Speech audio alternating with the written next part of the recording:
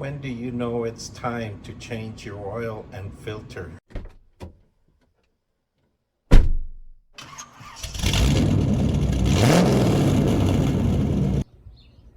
Hi there, this is Ray with Easy Simple Mechanic, and today we're going to continue and try and get finished up on this forklift here. Last time we had everything going, but we had some hydraulic leaks. Then we need to wash down the engine, and we need to change the oil, get some coolant in it and everything, and then we can test it. So let's get started. First things first, what we found to be the big leak was right here on this fitting. It was just loose, so it was spraying oil everywhere. And then what we found was we found this line right down here. The hydraulic line that goes to the mast was busted, and so I had to have a new line made. I went ahead and replaced it on there already, and it connects up right here. You can see that. Okay, and then I want to ask you guys, what do you think? Write in the comments. You guys remember seeing my seat being all messed up? So I went ahead and tried that. I took an old lawn chair that was all beat up, and I cut the seat out of it and the back out of it, and I repaired my seat. So since we're trying to keep with the theme of this rustic, what do you call it, patinaed forklift. You guys wondered why I hadn't painted anything. Just want to keep it old like this. I think it's kind of cool. So there you go. We got the seat. This is a farmer fix here. We just put that over the old seat, and there you go. We got a good seat there. We put this off the back here, and that should be fine for what I need it for. Okay, so what we did is we took some oven cleaner spray, and we sprayed, you know, the entire engine that was so full of grease and gunk and everything. And we went ahead and took the pressure washer to it, and as you can tell, now we know what engine it is. It's a 3P. Didn't really want to spend much time on any of that until I was sure that this thing was going to work right. Because if I wasn't able to get this running with those parts, I didn't really want to spend time or the money on it. Now, the one thing that I want to do is I have it up on these little ramps because I want to change the oil in it. But before I do, I want to do a little bit on the carburetor. As you can see, it doesn't have a filter. So what we did is we went to O'Reilly's and we picked up one of these little filters. Now the problem is that these are too thick, and it would hit up on top of there. So two things I did. Number one, instead of using the wing nut, is I went ahead and found a bolt so that it lays flat. See, as you put that like that, it lays flat. And then on the bottom, instead of having that little ring that tightens around the here, I went ahead and used my cutting disc, my little wheel, and I just cut that off of there so that this thing will sit flat on that carburetor. And I went ahead and made myself a little gasket. So what we'll do is I'm gonna clean up the carburetor with some carb cleaner. We already sprayed it, you know, when we washed it. Now I sealed up all of that so I wouldn't get any water in there. But now I took all the stuff off so I can clean it up good. It was running okay. I'm hoping it still runs okay. Now what I did do is I took the distributor cap off and all the wires, and I sprayed them to get all the water out of the cap and underneath, and I pulled the plugs. I did find this number 1 plug over here was loose. It was almost ready to fall out. I don't know what the reason for that was. I went ahead and I tightened that down as well while I was there. So anyway, that's done. Now I know the fuel pump, they put in this electric one because the manual pump is no good. It's sealed up here, as you can tell. They just pinched the lines off and left the pump in there to fill in the space. So I know that. So let me get this thing started, and then I'll show you what I'm gonna do with that carburetor. Once we get that all cleaned up, if this thing will run, then we'll warm it up and we'll go ahead and get the oil changed. But yeah, we did a number on it. Can't even tell it's the same forklift.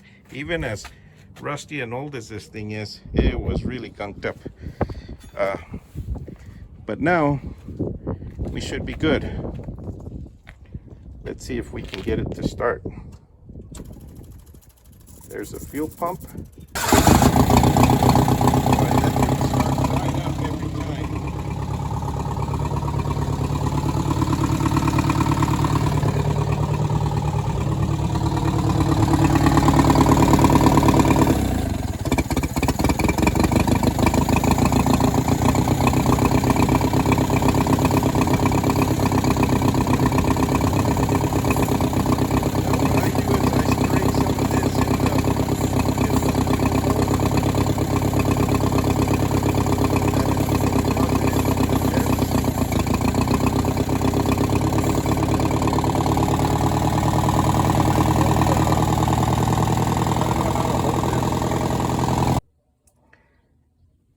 This is the worst lack of maintenance I've ever seen. I've never seen an oil filter this bad, if you can believe it. This is the filter here. You can't even see the pleats. It only came apart by pulling the center out of it. Okay, and the top came off of it. Nonetheless, this is the filter here. Can you believe that filter? I mean, it is solidly clogged. I can't imagine. Look at this, just grabbing it. And if you look in the bottom there, you can just see how much crud is in the bottom that I gotta clean out. The oil in this, of course, was blacker than black. That just goes to show you how good those Toyotas are made. That doggone thing, I don't know how it is still running. Look at this. Man, that little forklift just wants to live because it runs great, but look at this filter. Maybe after all of this attention, he's not gonna know what to do with himself. I just can't believe it, how much this has gone without an oil change. Wow. Well, there we are. Got all the gunkiness out of it. Now, I guess we gotta go try and find this filter. Well, here we have our new factory Toyota 04152 76001-71 filter for the Toyota Forklift 3P engine. This is, it comes with a seal that goes on the housing and the two little rubber grommets that go on either side of the filter. And it comes with the O-ring that goes around the bolt. So let's go ahead and get this installed on the forklift, finish lubing that thing up, and be done with this.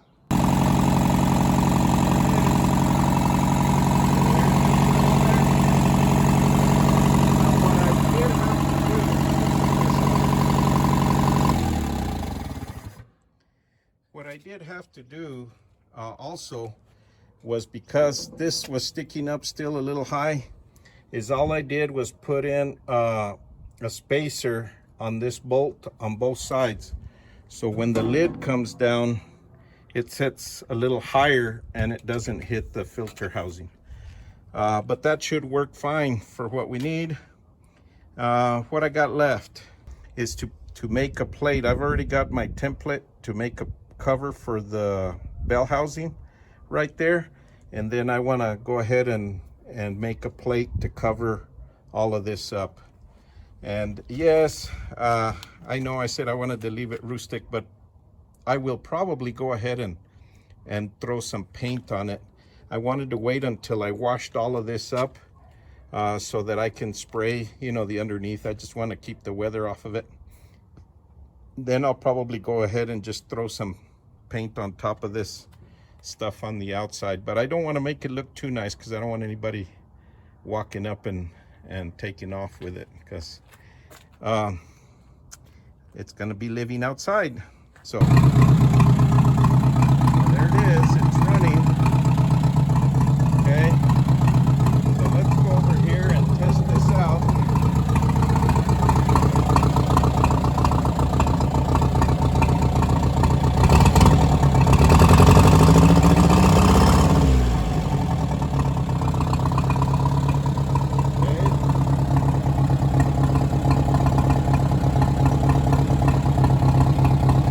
Close the port.